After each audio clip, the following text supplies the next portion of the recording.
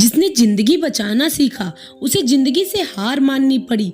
System के दबाव, अत्याचार और टूटी उम्मीदों की दास्तान। महाराष्ट्र की वो डॉक्टर बेटी, दूसरों की जिंदगी बचाना उसका पेशा था, पर अपनी जिंदगी नहीं बचा सकी। एमडी करने का सपना और सिर पर 3 लाख का कर्ज। होटल में जान देने वाली इस डॉक्टर के हाथों पर लिखे शब्द इंसानियत को झकझोर देने के लिए काफी थे। एक काबिल और संवेदनशील डॉक्टर जो लोगों का इलाज करती थी, जिनके हाथों से रोज किसी न किसी की जिंदगी बचती थी, लेकिन वही हाथ एक रात अपनी ही जान लेने को मजबूर हो गए। डॉक्टर ने अपने ही हाथ पर पेन से नोट लिखा और होटल में जान दे दी।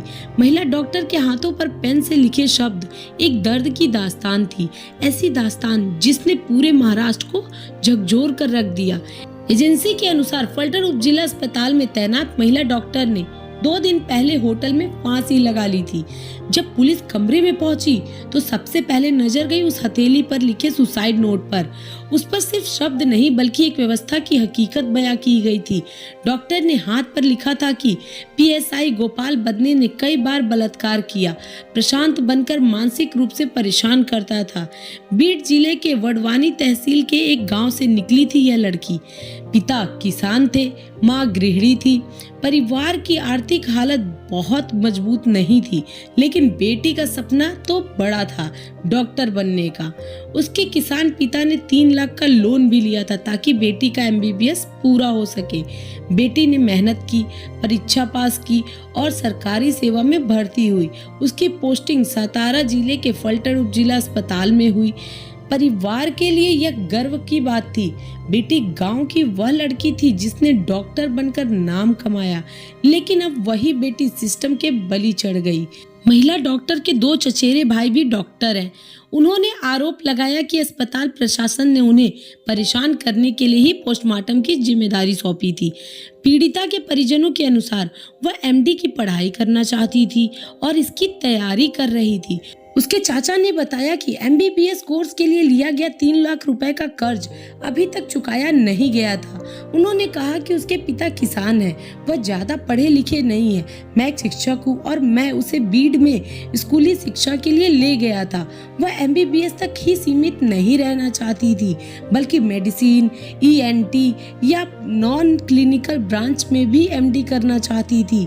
इस डॉक्टर बेटी का सपना था एमडी करना ताकि मेडिकल क्षेत्र में आगे बढ़ सके। परिजनों के अनुसार वह इसकी तैयारी कर रही थी, लेकिन जिस जगह उसकी पोस्टिंग थी वहां उसे बार बार पोस्टमार्टम ड्यूटी में लगाया जाता था।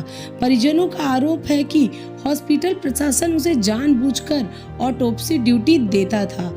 यहाँ तक कि कुछ राजनीतिक लोग भी दबाव डालते थे कि वह मेडिकल रिपोर्ट बदल दे। परिजनों का कहना है कि डॉक्टर बेटी कई बार शिकायत कर चुकी थी।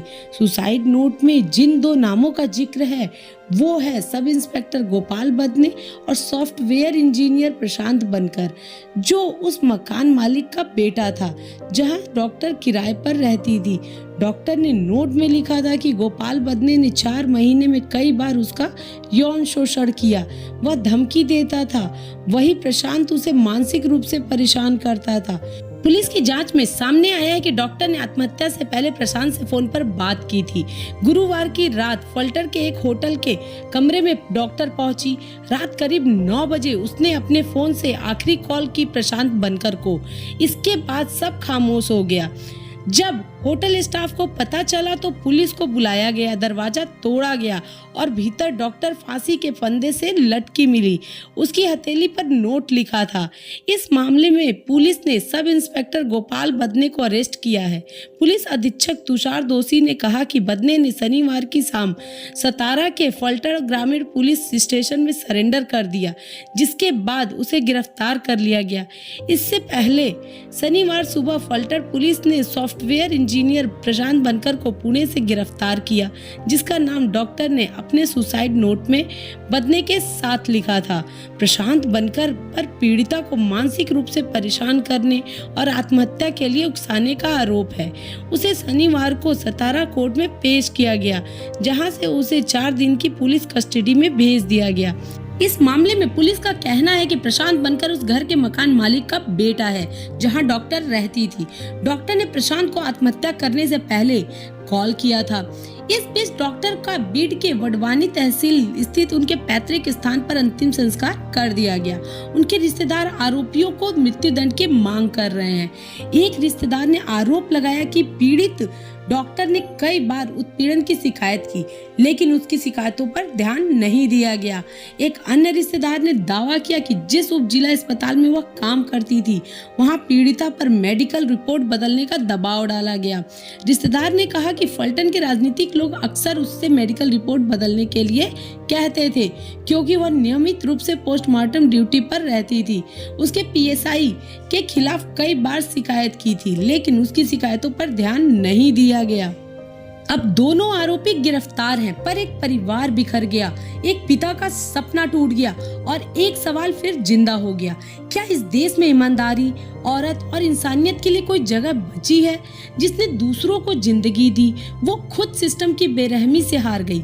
ये सिर्फ एक बेटी की नहीं, हर उस बेटी की कहानी है जो हिम्मत से लड़ती है पर अंदर ही अंदर टूट जाती है। अगर आपको लगता है कि इस सिस्टम में बदलाव जरूरी है, तो इस वीडियो को जरूर शेयर करें। कमेंट में सिर्फ इतना लिखें, जस्टिस फॉर डॉक्टर बेटी।